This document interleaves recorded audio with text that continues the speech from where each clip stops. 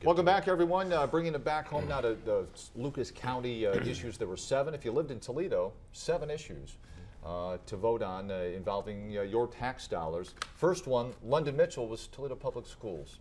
Close race, didn't happen. 4.9 mils. Didn't happen. I think it was a huge amount of money, and I think the voters were kind of discriminatory. There was nobody out there campaigning against the other biggies, the library, the children's services, mental health and recovery, and really nobody campaigning really strongly against Toledo schools except themselves. They got the bad report from the state right before the election, and I think that killed them. Yeah. Well, it was a new levy, but there wasn't. I don't think there was a case made that there was a dire emergency, that there were going to be drastic cuts that would happen as a result. I think they tried to make the case late in the game. Right. Yeah. Right.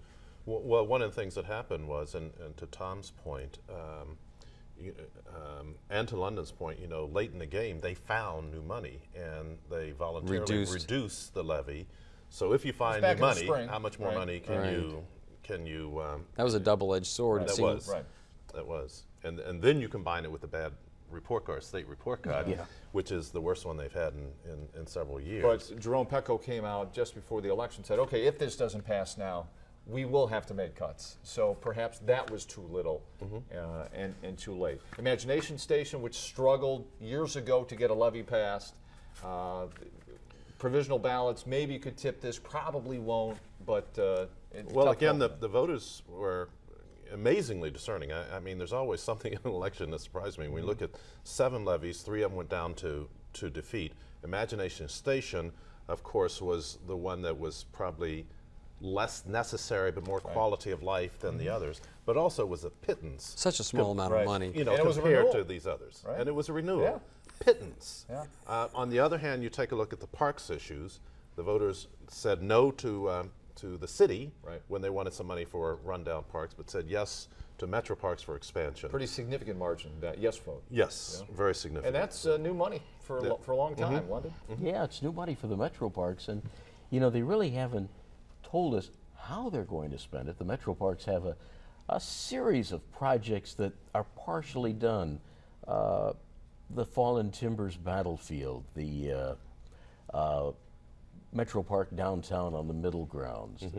It's a long ranger. Yeah, these are projects that, and now what do they want to do? Are they going to use this money specifically, or are they going to expand operations? I don't think they told us specifically what they were going to do, but the Metro Parks is always that golden child. There's great pride in the Metro Parks. People love the Metro Parks. Great park. When you compare that to the city, obviously people had a warm and fuzzy feeling about Metro Parks that didn't carry. But I'm not sure that we really understood what that money was going to be used for the parks and recreation in the city. In the city, and I think that Councilman Winooski made a good point. Are we just going to take the money that we now spend on the parks and move it to somewhere else as a discretionary money, and then the new money was going to take its place?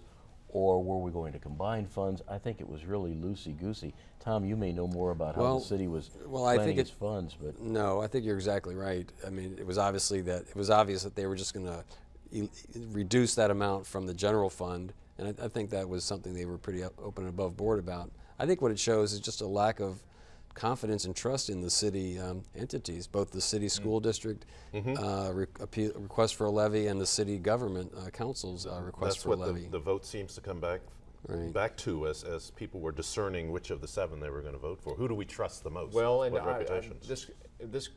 lastly, bring it back to Lucas County.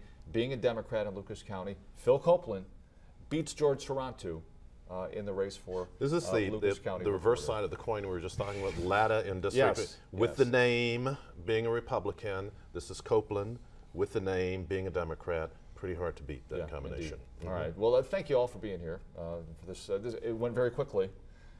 Probably could talk a little bit more. I know you don't like to talk a little bit more. We'll have you on. We're just getting warmed up. Just getting warmed up. London Mitchell, Fletcher Word, and Tom Troy. Thanks for all your help throughout the year leading up to this general election this past Tuesday. Thanks very much. Make it a great Sunday, everybody. We'll see you next week on Conklin Company. Take care.